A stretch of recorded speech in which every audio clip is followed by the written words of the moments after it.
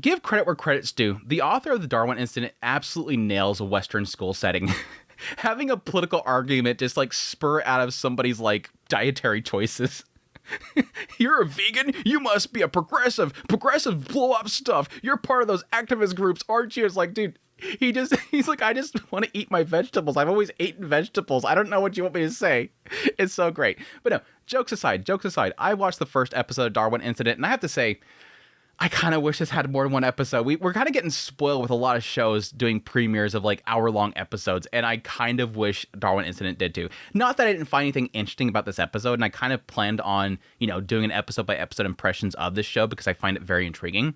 But more so the idea that I know that most people, when they watch the first episode and there's no second episode to immediately kind of roll into, they're probably not going to come back. It's not a very good first impressions for the show. There's not like a really solid, like intriguing development that happens. Yeah, a building blows up, but shrug. But anyways, I want to jump into this. Let's just start off things talking about what it's about so far. It opens up with this terrorist group or this animal rights group that actually attacks this facility that's not following the government's like mandates for how to handle animals. They're doing a lot of experiments with animals. So they decided to break in this facility, free all the animals. Upon doing that, they end up running into a bleeding out chimpanzee. She's actually pregnant and ready to give birth. They decide to take the chimpanzee to a nearby animal hospital where it can give birth. Well, cut forward 15 years, we find out that animal actually gave birth to a cross-human chimpanzee hybrid, what they call a Humanzee, which they named Charlie. And Charlie is now being raised by a Dr. Bart Stein and his wife, Hannah. Well, now that he's reached 15 years old, they decide to finally kind of have him, mingle with society. Bring him to a nearby high school and let him go to school there. And yeah, sure, as you have it, having a Humanzee walking amongst all these students, there's a lot of gossip happening, little comments made here and there, but for the most part, nobody's really kind of bothering him until he decides to save a girl who's falling out of a tree named Lucy. Well, this Lucy, becoming very interested in Charlie, decides to confront him at the cafeteria. She brings up the fact there was this one philosopher that always kind of pondered what it would be like to live as a bat, but ultimately gave up because you can't become a bat. Why she brings this up is because she wants to know what it's like to be a Humanzee. Does he see things the same way that humans do? And in return, Charlie's like, yeah, I'm kind of interested to see how humans see the world as well.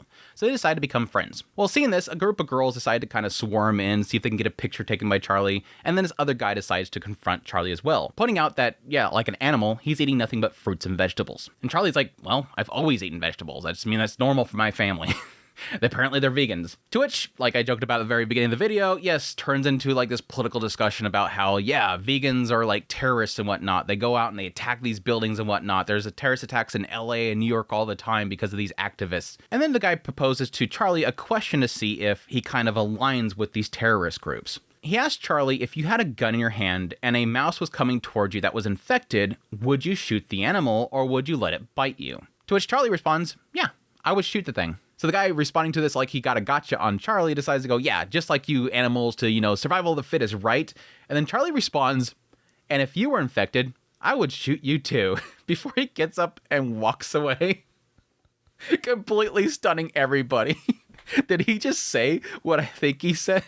What follows this is after school, as Charlie's leaving and his mother's outside ready to pick him up, he decides to kind of walk right past his mom, go to a nearby tree, and save this butterfly from the spider web. Tells his mom that I've, removed the food from this spider's web before he goes home, and tells his mom that he had a good day and didn't have any trouble. And then it rounds up the episode, cutting over to a terrorist group that is celebrating this bombing they did at this one location. Some guy is like a little upset because some kid got wrapped up in the whole explosion, and it turns into this big old speech this other guy gives about the fact that mankind doesn't respect the lives of animals and they kill them and slaughter them all the time. Who cares if one child is a collateral for our choices in stopping this from happening? Before we meet what seems like their leader, who's very excited to once again meet Charlie, it seems to imply this guy was the guy that was part of the group that saved the chimpanzee from that one facility, which gave birth to Charlie. He seems to think that Charlie is like the key thing they need for their big war that's coming up. And that's the gist of Darwin Incident so far. Like I said before, not a extremely captivating first episode, but there is something in here. First things first, yes, they are setting up kind of two perspectives of the story, where you have one as being, this Humanzee, this boy that is born from a chimpanzee, seemingly having human blood in him as well, growing up, having intellect, having his own sentience, and then now going into a school environment. Thankfully, not a very heavy experience here. Like, I was expecting like massive amount of bullying. Everybody's making fun of him. Most people are kind of chill. They're just kind of keeping their distance. They're making their comments and whatnot, but nobody's like actively bullying him. There's only one guy, and it seems to imply there's a good reason for why he kind of snaps the way he does. This is a guy that his family owns a diner. So the moment that he hears vegan, he assumes like this activist group that doesn't like harming animals. And that's something that's weighing on his mind all the time because his family runs this diner and he's afraid they're going to bomb his family's diner. I get it. I get why this guy's kind of a brick. And he makes his little comments and then Charlie just blows up in his face. I'm sure there's going to be more. There's probably going to be more interaction between the two of them. But so far around Charlie's side of things, it's pretty basic. But there was one comment made by Charlie that kind of intrigues me to the other perspective of this episode. With that whole comment about the, if a mouse came towards you that's infected, what would you do? Charlie's response is, I'd shoot it. Yeah, it's basically survival. Charlie's mind immediately goes to basic survival without the filters that humankind have, which this is where I'm kind of getting intrigued by, yes, the difference in perspective of how Charlie sees the world as a Humanzee and how a human sees the world. A human hears an analogy like that and they immediately have conflicts about what they'll exactly say. Well, I want to say this, but if I say this, it'll sound too cruel. So we have to kind of either butter it up or avoid saying it. Charlie just says it. There's something coming towards me. Yeah, I'll just shoot the thing. Yeah, and if you were infected, I'd shoot you too. Most people wouldn't say that second part. I just won't say it. Like, I would probably do this too, but I just won't say it because morally, ethically, people would look down upon me for saying that.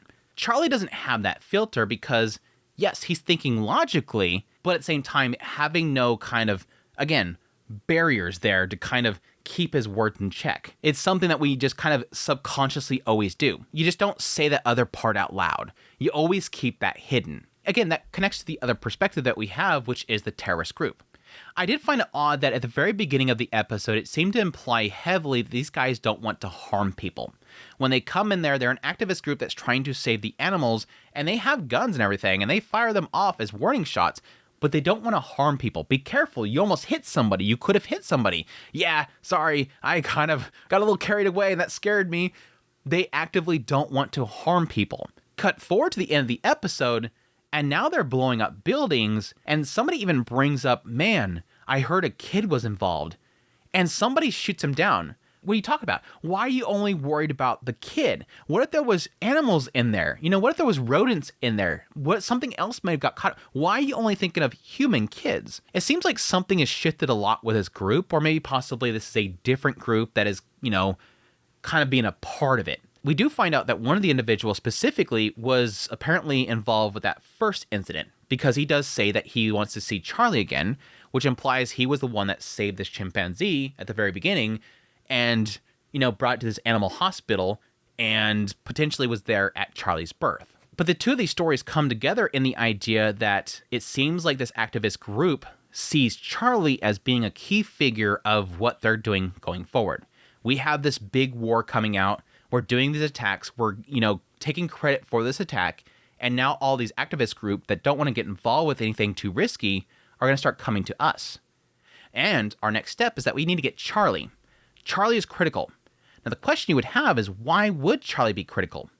And I think that sort of lines up with what they kind of show in the news articles at the very beginning of the episode. When we get our first shots of Charlie with Hannah and Bart, it has these brief shots of news articles talking about the birth of Charlie and all these institutions and governments all being kind of a little wary about the existence of a human hybrid. They quickly put an end to a lot of experiments being done with hybrid breeding and whatnot all around Charlie's birth, because it obviously brings up a lot of ethical and moral question marks around what it means to be human. Charlie's birth is kind of shaking things up for obvious reasons. You tie that in with an activist group at the very end here that wants Charlie, and you have somebody that is able to gain control of something that creates moral question marks. If this activist group can have Charlie at their side, they can show the world, look, this thing is animal, and it's human, and it can talk, and it can converse with you. Stop harming animals. He's pretty much like the best tool they can have to create moral question marks around society about how they treat animals, because one's right next to them that can speak, that has intellect, that can form sentences and tell people, stop harming my people. That's sort of the direction that I think it's going, just because of how much emphasis is in that beginning segment, that having a hybrid existing pretty much raises questions around legal and moral frameworks that they pretty much are unprepared to answer for. There's all these issues that it brings up. There's a quote in it that says, not merely a matter of science, it's a matter of defining what it means to be human. This is sort of creating a big question mark around society. How a group that seemingly is very focused on violence would even utilize that is a question mark. I understand they're sort of emphasizing the idea of you can't really get much done without, getting violent. Like, this group believes that in order to get people to notice them, they have to shock people. They have to create destruction, which technically is sort of a thing that a lot of people believe. Again, like I said before, at face value, this episode seems very dry, but there is sort of an intriguing setup here that I could already draw some conclusion from, and I'm kind of curious to see what the writer does with it. It could be very basic, it could be very bare bones, but I smell what they're stepping in. I'll just say, I smell what this writer's stepping in. It's going to get into some moral conundrums. It's going to get into some really kind of interesting developments around it. I don't see there being a difficulty in this group being able to get their hands on Charlie. They know where he's at. He's going to a basic school. It doesn't seem like this place is a facility or anything like that. They could probably walk in the front door and grab him. The question mark is, what does Charlie do with that? And again, with his response to this boy, it's obviously implying that it seems like he's perfectly okay with this. If this terrorist group gets Charlie in their hands, they will tell him they're harming things. They're consuming things. What did Charlie do with that spiderweb? He pulled the butterfly out of the spiderweb. A creature is eating another creature. I removed one of the food sources from the other creature. This terrorist group, these people are taking animals and consuming them. Well, I want to take that food consumption from them. Human creatures are eating animal creatures. I'm going to take the animal creatures away from them. There's a good chance that Charlie, because it seems like he sees the world differently, again, that emphasis there with Lucy, do you see the world differently? Charlie, I want to know too. I think Charlie will eat this up.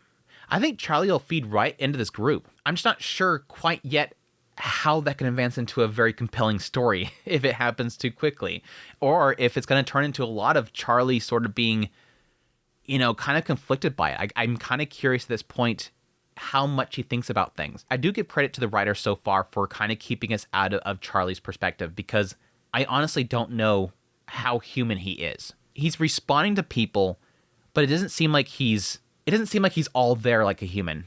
He's not actively looking around. He's just in his own little world. So I'll be curious to see how he actually responds to it. Visually, it looks decent. I will say there's a excessive use of some ugly looking CGI, like some crowds of people that they decide to have very close to the camera. And I'm not sure who was like, yeah, it looks good. Let's have this ugly CGI face walk past the camera. There is some CGI here and there, but for the most part, it looks decent. It is a new studio, so I'll be curious as how well they can pull this off.